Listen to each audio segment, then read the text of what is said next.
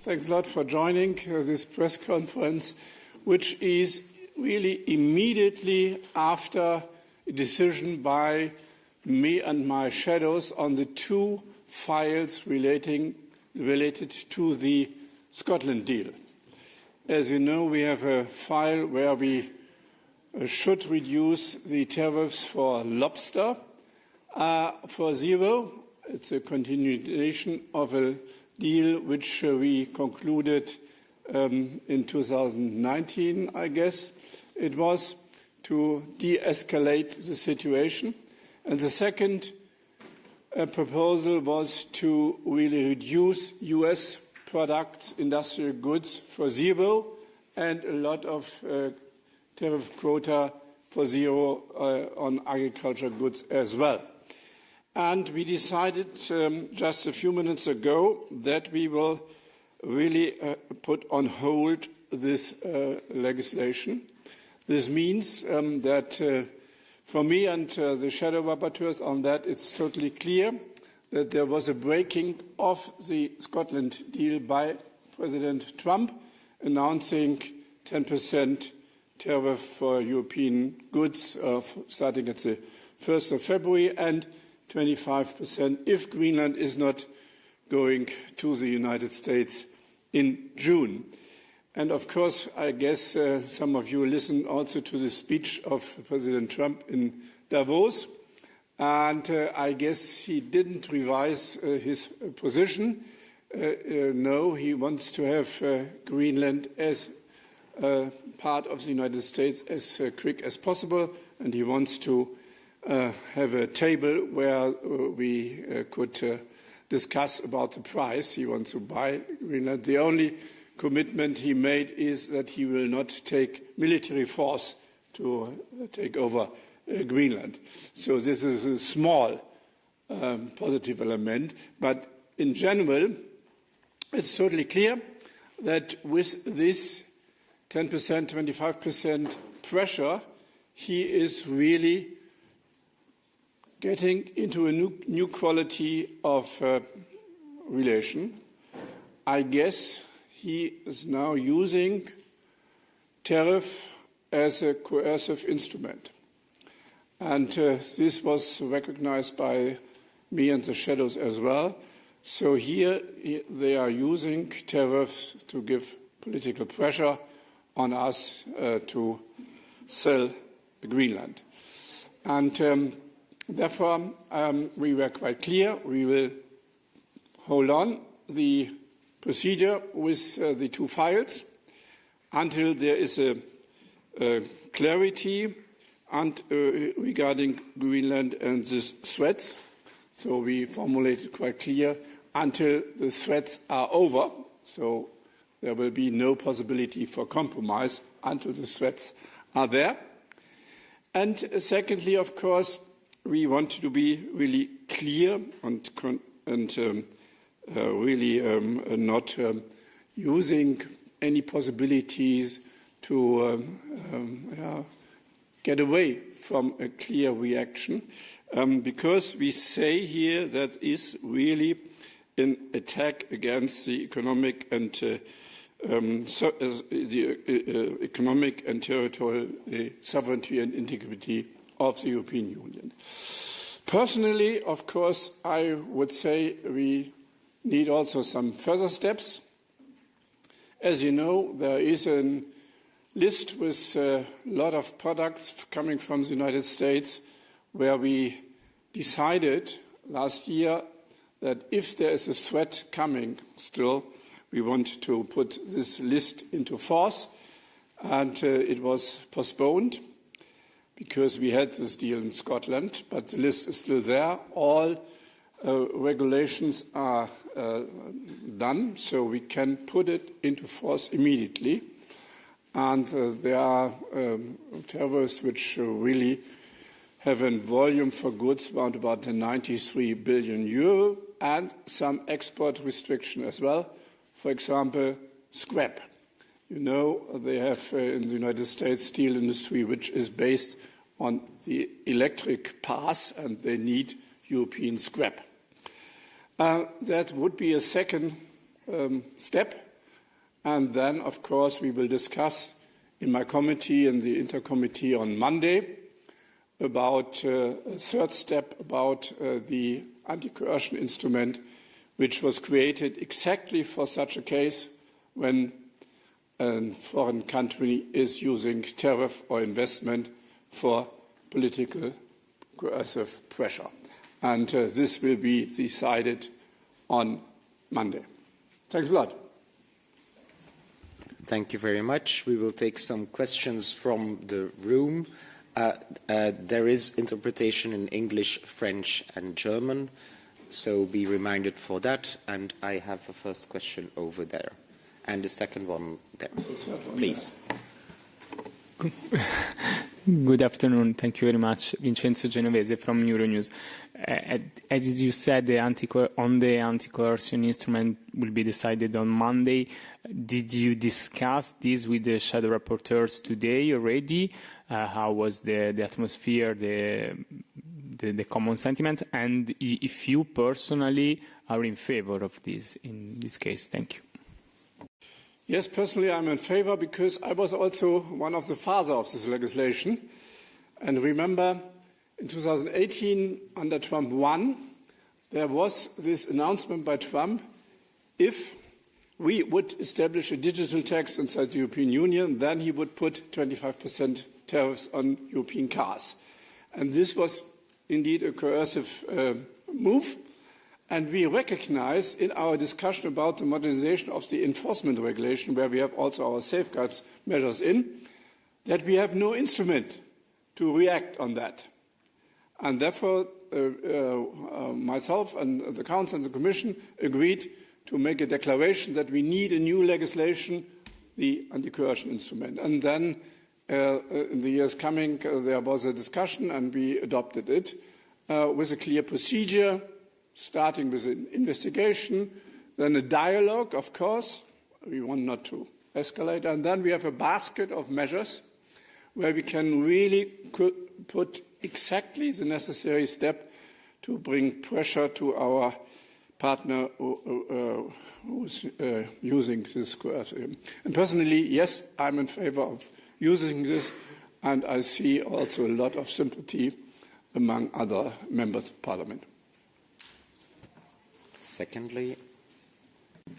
Hello, this is Ana Buch from La Vanguardia Spanish newspaper. I wanted to ask you, or maybe to clarify, because I still don't understand, if the parts of the deal that are related to the commitments of the EU to buy energy and military equipment are also suspended, or just the part of the tariffs. Thank you. No, at the moment there is no legislative file for that. We have only the two files, lobster and tariffs for other goods. So this is under, let's say, discussion or negotiation, or how you would call it. And there was a third and a fourth question. Yes, Max. Hi, thank you, Max Griera for Politico. On the one hand, so if I understand correctly, you expect on Monday for INTA coordinators to formally request the Commission to launch the coercion instrument. Is that what will happen on Monday? On the other hand, maybe a bit off topic, but it's impossible to not talk about it. It's, of course, Mercosur. Could you perhaps, now there's a lot of talk on the provisional application, the Germans, well, Merz, you're German, but Merz is asking for it. Some EPP even is pushing for the Commission to just go ahead without the Parliament's consent. I know that you were very keen on having the Parliament voting on a consent to the provisional application. However, clearly this hemicycle is ready to, vote against Mercosur again, probably. So, would you be keen to perhaps the Commission just go ahead with the provisional application until the CJU gives its ruling? Thanks. On the first part, yes, I expect that the coordinators will decide to request to start the investigation, the procedure of the ACI. Of course, now between now and Monday, there's a lot of time, and we will see what will happen. At the moment, I see no really big movement from the US side, so I expect it, but nobody knows. So there's always day-by-day surprises coming from the White House and on Truth Social, the new communication platform of the US government. On your second question, we have, as Parliament, clear commitments from 4 trade commissioners that there will be no request for provisional application without involvement of the European Parliament. And we have also a framework agreement where we have this formulated as well. So we will discuss internally here in the Parliament, of course, if this is necessary to have a provisional application, and if yes, then, of course, we will give a signal to the Commission from the Parliament. But we have to discuss it quite intensively and carefully. So it's not only we who have ratified the agreement, it's also the 4 Mercosur countries. And they have also some process. And due to my knowledge, it is also not so quick. So when we have perhaps talked to the European Court of Justice, how long this assessment will take, and then compare it with more than a year in Brazil, and perhaps in Paraguay even longer. So let's see. This is not a decision to be taken in a rush, more really precise, based on facts. And we had one over there as well, and then there as well. Thank you. Thank you. Konrad Kramer from the Austrian newspaper Kurier. Just to strengthen that again and to underline what you said, there's 4 commissioners saying that there will be no provisional application of the agreement without the European Parliament? 4 trade commissioners in line, so after the next one. And my question is, you still can hear me. There's a lot of measures being in play now which the EU could take. The DSA again applying against digital trade, US digital companies. There's talk about Eurobonds. There's talk about scrap. You've been mentioning it. Isn't it risky to leave the tariff terrain and then presenting the EU as somebody who plays unfairly because it's a tariff conflict? No, we have a clear regulation, and we formulated this with a good reason behind. So on the safeguards, we have indeed the possibility to set tariffs or export or import restriction. That's the normal way. And the scrap issue is an export restriction if we really put some export fees on that. And secondly, we have the ACI, where we have a whole huge basket of possible measures, tariffs, of course, but also to not recognize patents anymore, to exclude from public procurement, and some others as well, specifically so that a country using tariffs or investment policy as a pressure can't calculate what measures we would take. And therefore, the basket is there. And, of course, we have to reflect it quite carefully. But this is at the end of this ACI process. And then at the back, we had a question. Thank you very much. Silvia Ayuso from El País newspapers. Continuing on the Mercosur, and you have said on X that it was what the decision taken today was, is it responsible? That it sends a very bad message. At the same time, you're saying there will be a debate now and see if you agree with the provisional application. Regardless of what Parliament now decides, theoretically, if the Commission and the Council decided to do it even against your opinion, what would that politically mean? I mean, also when they say, you're saying this is irresponsible for this institution to do this step in the current geopolitical situation. So, of course, this would really lead to a huge institutional conflict, no doubt about. This is about also linked to the history. So in 2009 we had the Lisbon Treaty, where we as Parliament got the clear right to decide on EU-only trade agreements.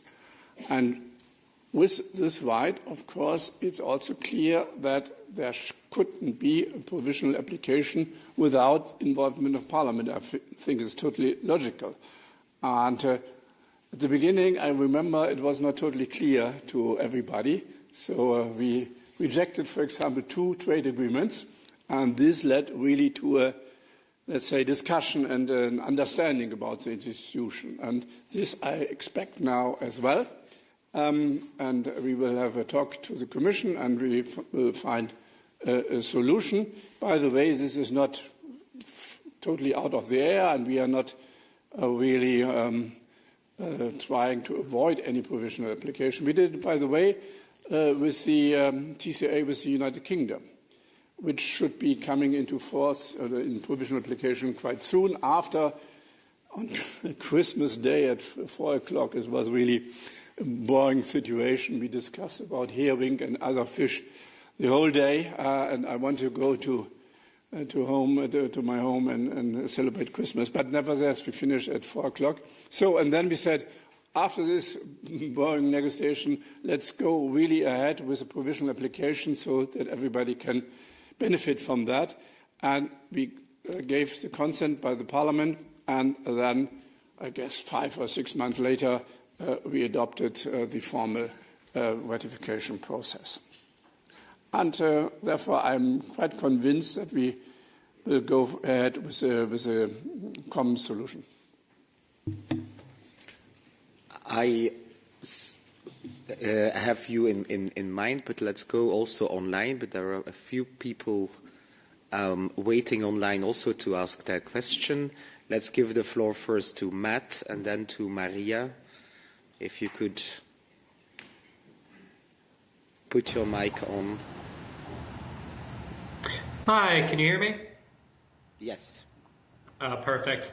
Matt Hoish with Platts. I was wondering if you could comment on whether there's any interest in these measures being discussed to take any measures to curtail EU-US energy trade, particularly as it pertains to the EU's dependence on US LNG. I know you said earlier there's currently the files you have aren't pertaining to the commitment from the EU to purchase $750 billion in U.S. energy. You said that's not under discussion in the files.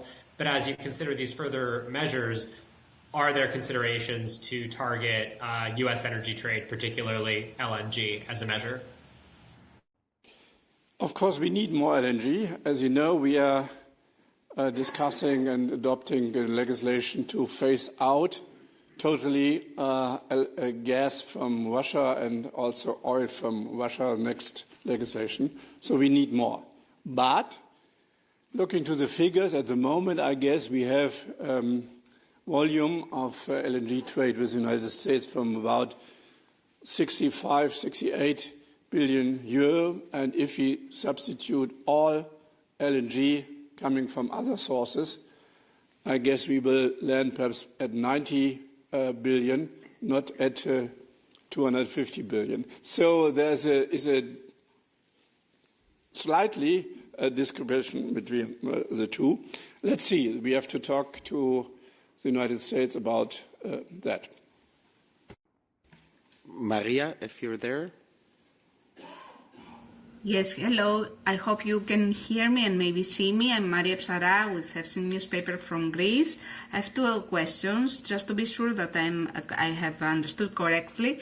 About the EU-US agreement, what is the timeline from now on? So if President Trump won't implement the tariffs on the 1st of February, would you change your decision? And what can change your decision at the end? The second question is related to Mercosur. I'm wondering what's your opinion, how you interpret, for example, Chancellor Merz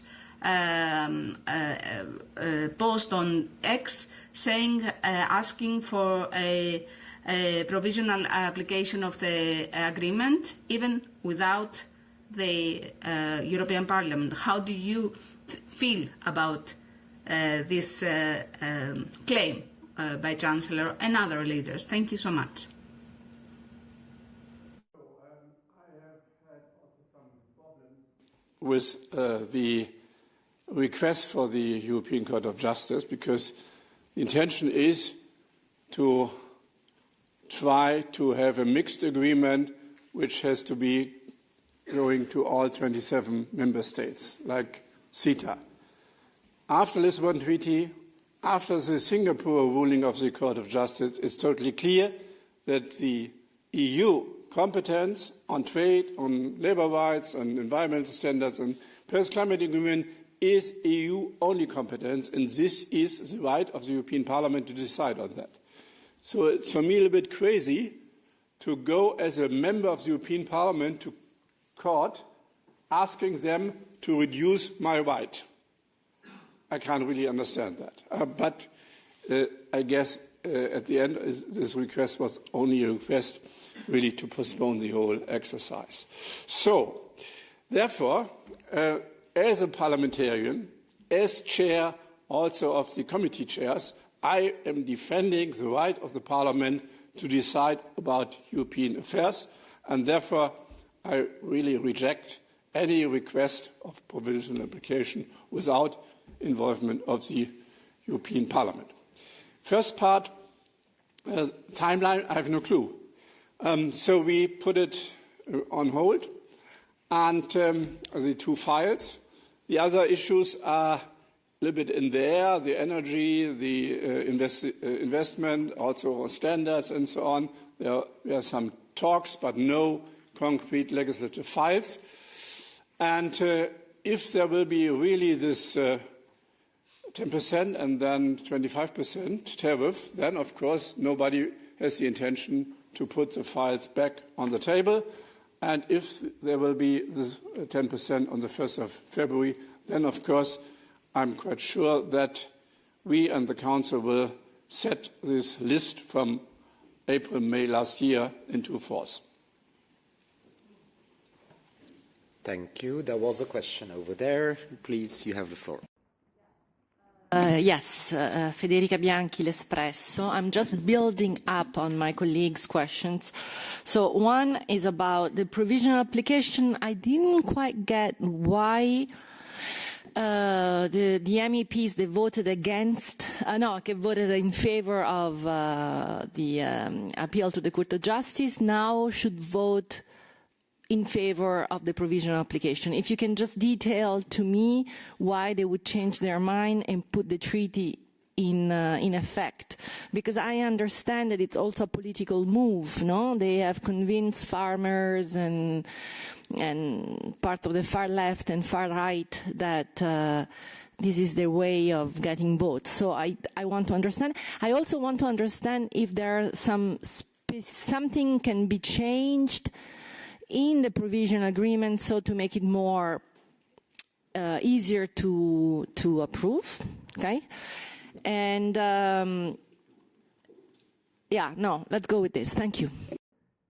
On your first question, so I have here some posts from members voted in favor of the request going to the court, saying that they are in favor of the provisional application because they won't harm the relation with the Mercosur countries. So I'm quite convinced that the question of consent to the provisional application will be look quite different. Secondly, in the process of provisional application, of course, you can't change anything, that's for sure. And therefore, we need, as quick as possible, the normal process for the ratification. Of course, the European Court of Justice is independent. I can't force them, but I can ask them, quite polite, to act as quick as possible so that we can work on the normal ratification process. And I hope that we can discuss this with the court also quite soon. And during the normal ratification process, of course, changes are possible. We did it in the past several times, some additional protocol, whatever, but this is then really in the hand of the Parliament. Can I have a follow-up? can I ask you if this result will impact in any way the upcoming negotiations with India? And in that case, because this is happening a week from now, and also in that case, what would you do differently within the treaty, I mean the agreement with India, compared with Mercosur? Of course, we have a standard set of requirements, and I'm quite sure that more or less this will be also integrated in the agreement with India, and I'm quite confident that the closure of the negotiation will be announced on the 27th of January. And the Mercosur agreement is quite unique regarding the discussion in public. We had similar agreements with other countries, also regarding the agriculture issue, but the debate in public was more or less zero. And here we see that some internal domestic problems in the agriculture sector were mixed with the Mercosur issue. And we had never the request going to the European Court of Justice at any trade agreement, neither in Japan, Vietnam, whatever. So I guess this is really linked to a specific movement in society. And I don't expect it for India. All right, let's go for a last small round of questions. If anyone has one, please raise your hand. We're at the last minutes of this press conference. Max, please. I mean, maybe more hypothetical. Thank you for the question. Let's say the Commission just, bypasses Parliament, because it can technically do it. Even if 4 commissioners in a row have promised not to, they could. What can the Parliament actually do, to challenge this and to prevent this from happening, or in reaction? What are specific instruments? Thank you. Perhaps I'm too conservative, but I am believing in agreements, and there is a clear agreement between us and the Commission, and I'm not thinking at the moment about any measures we could take. And of course, in our relation, there are possibilities to give pressure to the Commission, but at the moment, let's talk and see what the best solution is. And then I see online Matt. That's the last one then, I think. Please.